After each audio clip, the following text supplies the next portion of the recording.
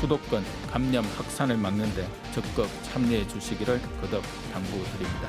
밀폐된 장소에서 밀집하여 밀접한 접촉이 일어나는 시설과 장소는 이용하지 말 것을 다시 한번 부탁드립니다.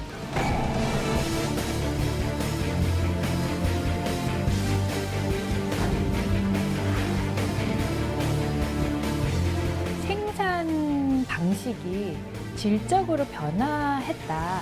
참여함으로써 이 부가 창출되는 것에 대해서 이것을 어떻게 정당하게 나눌 것인가 우리가 논의를 시작해 봐야 됩니다.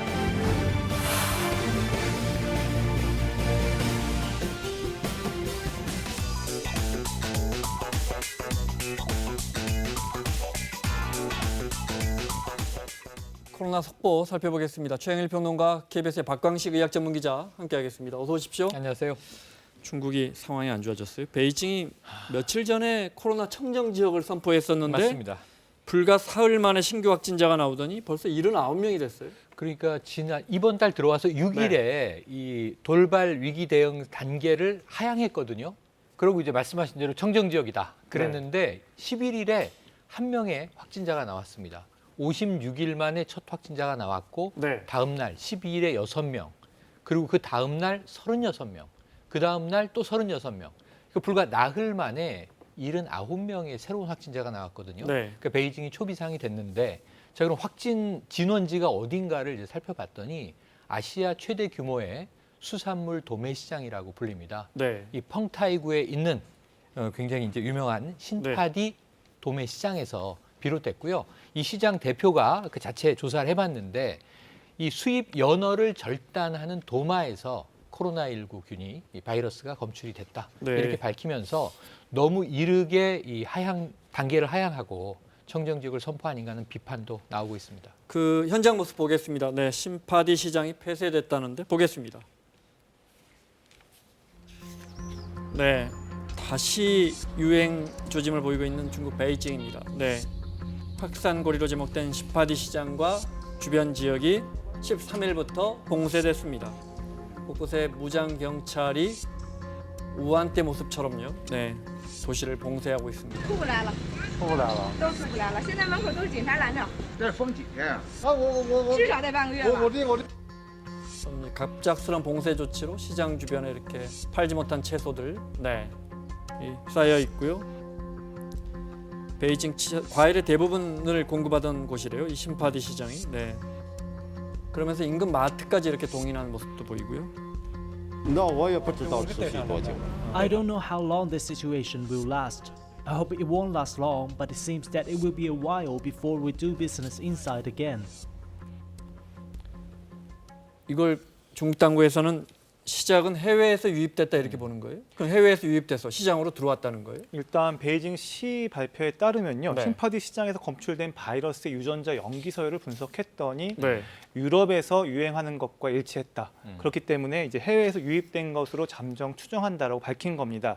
근데 하지만 지금 세계적으로 대유행이 벌써 6개월째입니다. 6개월이 넘어가고 있는 시점에서 유럽에서 유행하는 형태, 그리고 중국, 아시아에서 유행하는 형태가 한 국가에서 모두 다 나오고 있는 상황입니다. 그렇기 때문에 이 유전자 염기 서열만으로 어떤 구체적인 감염원을 특정하기는 어렵고 이 참고 자료만 활용할 수 있는 정도의 정보입니다. 그렇기 때문에 베이징시의 조금 추가적인 역학 정보, 역학 조사 결과가 조금 더 나오는 걸 지켜봐야 정확히 알 수 있을 것 같습니다.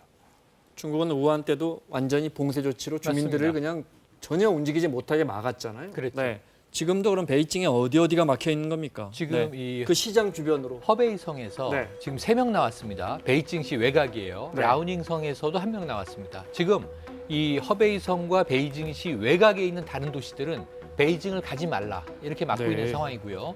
베이징시는 뭐 워낙 도시가 크죠. 그 안에 들어가면 지금 문제가 된 신파디 시장 인근에 학교는 모두 다 통제. 그리고 이제 주택 단지별로 봉쇄에 들어갔습니다.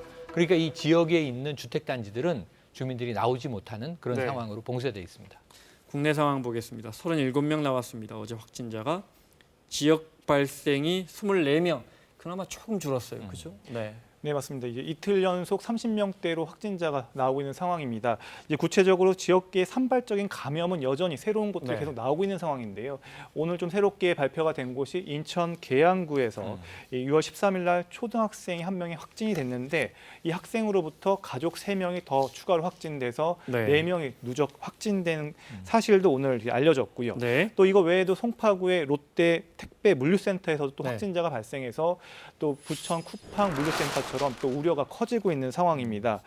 경기도는 지금 수도권 이 코로나19 집단 감염이 잇따르고 있어서 이 물류센터와 콜센터 또 장례식장 그리고 결혼식장 등에 대한 방역 수칙 중수 행정 명령을 갖다가 내일부터 2주간 더 연장한다고 네. 또 발표하기도 했습니다. 리치웨이 그 관악구에서 그 네. 방문 판매 업체 그렇죠. 거기서 시작된 집단 감염이 뭐 150여 명을 넘어선 것 같던데요. 165명이 넘었습니다. 오늘로 165명을 넘겼고요. 네. 지금 이 N차 감염이 여러 갈래로 가고 있어요. 예를 들면 강남구에 있는 명성하우징이라는 인테리어 회사를 거쳐서 네. 강남의 어학원을 가서 네. 그 어학원에서 중랑구에 있는 수강생들이 네. 2군데의 실내 헬스클럽에서 번졌습니다. 네. 크로스핏을 블루라군이라는 곳도 있고요. 그런데 땀을 많이 예. 흘립니다. 고투 네. 헬스라고 하는 또 헬스장도 있고요. 이게 다가 아니고요. 이 리치웨이에서 시작을 했는데 교회에서 예배를 드리면서 접촉한 사람은 네. 성남의 버스 기사였죠. 그래서 다른 동료 한 분이 확진됐는데 이 성남의 3개 노선이 다 중단됐다가 네. 전체 기사분들을 검사했는데 음성이어서 오늘부터 재개되기 시작했고요. 여러 갈래로 지금 번져나가고 있습니다. 박 기자 보시기에 왜 리치웨이발 확진자가 이렇게 늘어나죠? 일단 리치웨이발 감염자에 대한 조금 구체적인 분석을 좀 들여다보면요. 일단 거기 다녀온 사람, 방문자, 그러니까 감염원에 직접적인 노출이 된 사람은 한 40여 명이 확진이 네, 됐습니다. 근데 이들로부터 2차, 3차 접촉자에서 확진자가 120명이 넘습니다. 그러니까 비율로만 보면 벌써 그게 3배가 넘어가는 겁니다. 이렇게 비율이 높다는 건 어떤 의미냐면 접촉자에서 많이 발생한다는 건 방역망이 찾아내는 속도보다 전파의 속도가 훨씬 더 빠르다는 걸 의미합니다. 사실 그럼 왜 굳이 왜 리치웨이발만 그러니까요. 이렇게 네. 더 많이 번지냐를 보려면 사실 쿠팡 물류센터하고 좀 비교해서 보면 좀 도움이 됩니다. 쿠팡 물류센터는 오늘 더 추가 확진자가 나오지 않고 이미 잦아든 상태거든요.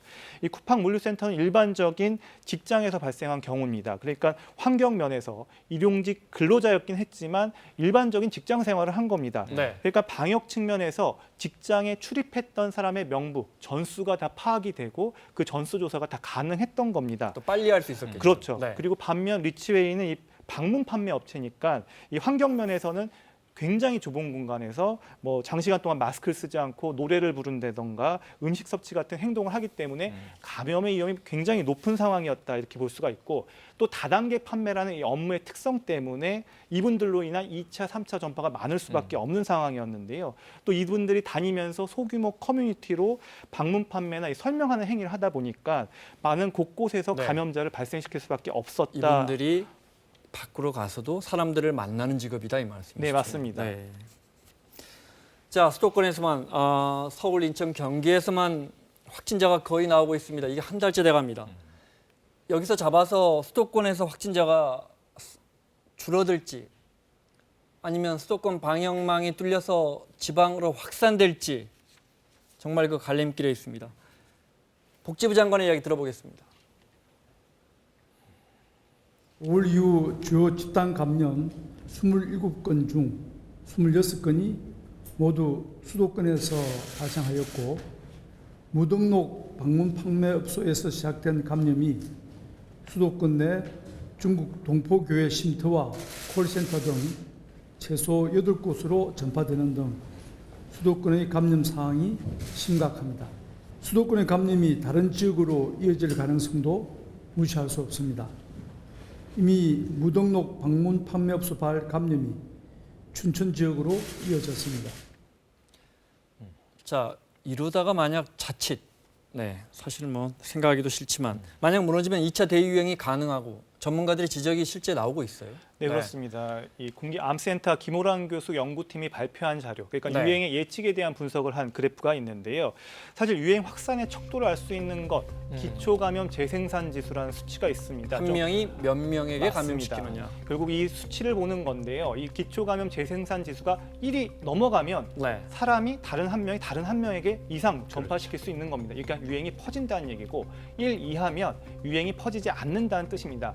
그런데 지금 현 시점에서 기초 감염 재생산 지수의 R 노트 값은 네. 1.79입니다. 그러니까 한 명에서 1.79명은 얘기가 안 되니까 한 명에서 한 2명 정도를 전파시킬 수 있다는 얘기죠. 네. 결국 그렇게 되면 이 수치로 갔을 때 한 달 뒤에 한 7월 10일경에는 826명이 하루에 신규 확진자가 나올 수 있다는 얘기입니다. 그렇게 되면 그때 누적 확진자는 국내 2만 명이 넘어갈 것으로 예측되는 상황이고요. 네. 사실 김호랑 교수 연구팀은 여기서 사회적 거리두기를 더 강화해서 지금 현재 이 R 노트값 1.79를 갖다가 1.3이나 아니면 0.1 이하로 낮춰야 된다고 얘기를 합니다. 그래서 1.34로 만약 낮추게 되면은 한 달 뒤에 네. 한 254명으로 신규 확진자 수를 줄일 수 있다고 밝혔고요. 그렇게 되면 누적 확진자 수도 15,000명입니다. 네. 근데 이게 1 이하로 줄여들면 한 달 뒤에 하루에 신규 확진자는 4명이 됩니다. 그러니까 강력한 사회적 거리두기가 필요하다는 하나의 예측 자료다 이렇게 볼 수가 있습니다. 네, 알겠습니다. 시간 때문에 하나만 박 기자에게 여쭤보겠습니다. 롯데월드 다녀왔던 학생이 계속 검사했더니 결국 음성이라는 거 아니에요? 네. 그리고 또 다른 학생들도 양성으로 판정받았다가 음성이 나오는데 이건 뭐가 잘못된 거예요? 마침 오늘 대한진단검사의학회에서 이것에 대한 브리핑을 공식 발표를 했습니다. 네. 정확하게 3가지 근거로 가짜 양성이었다라고 결론을 냈는데요. 그 첫 번째가 현장 조사를 한 결과 학생들한테서 받은 그 남은 검체를 검사했더니 모두 음성이었다는 겁니다. 네. 근데 그 검체하고 사실 실험할 때 검사할 때 들어간 완충 요갱을 넣었더니 여기선 양성이 나왔습니다. 그러니까 검사실에서 오류가 발생했을 가능성이 있다는 것이고 네. 그리고 두 번째로는 이 상기도하고 하기도 검체, 학생들의 검체를 다 같이 했더니만 상기도 위쪽에서는 음성이 나오고 아래쪽에서는 양성이 나왔다는 겁니다. 이게 네. 사실은 오류의 의미를 하거든요. 왜냐하면 상기도에서도 양성이 나와야 밑에서도 양성이 나오는 게 맞는데 밑에서만 양성이 나온 건 좀 안 맞는다는 얘기입니다. 그리고 현장 검사를 갔더니 한 명이서 너무 많은 검체를 갖다 검사하고 있어서 너무 많은 이 검사 한 명에 대한 피로도가 누적될 수 있어서 오류 네. 가능성이 더 올라갈 수 있다 이렇게 분석을 했습니다. 알겠습니다. 자, 여기까지 듣겠습니다. 박광식 의학전문기자 여기서 보내드리겠습니다. 수고하셨습니다.